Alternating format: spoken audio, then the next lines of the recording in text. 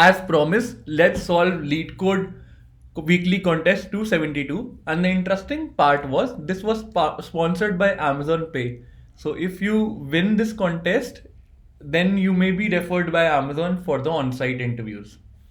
Without much ado, let's quickly walk through all the four questions. The first one is find first palindromic string in an array. So let's try and understand the question. The question says we are given a list of words and we need to identify the first palindromic string that exists in this array. If there is no such string, we need to return an empty string as the answer.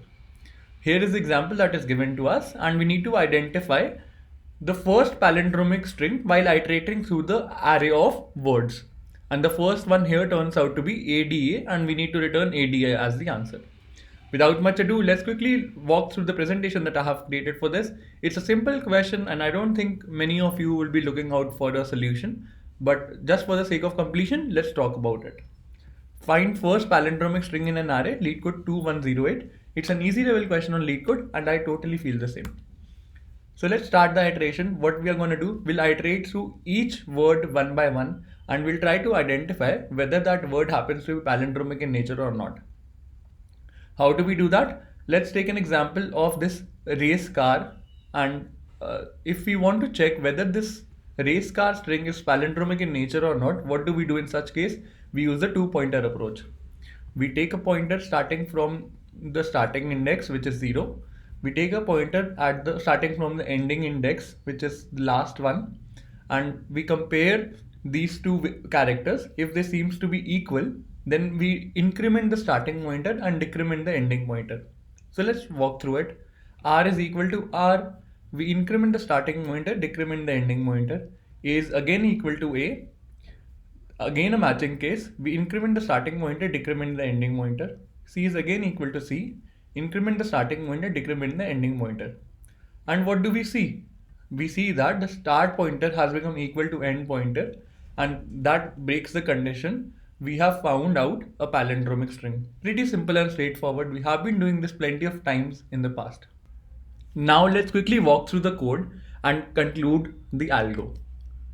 So let's walk through the code that I have written for this.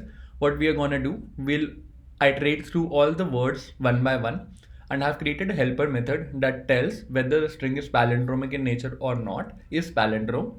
I passed in the current word to this. If this returns true, then I return the word as the answer, because as soon as I see that the current word is palindromic in nature, I return that. So this takes care of the condition that I'm looking out for the first palindromic string. In case I don't find any such string, I simply return an empty string.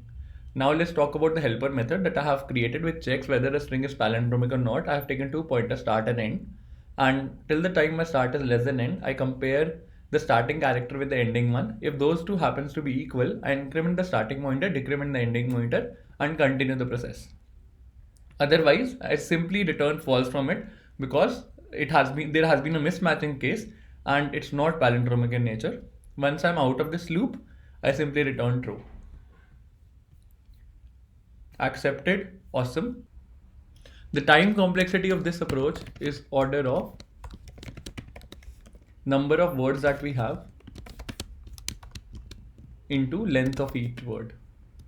Let's write this up. Number of words into length of each word.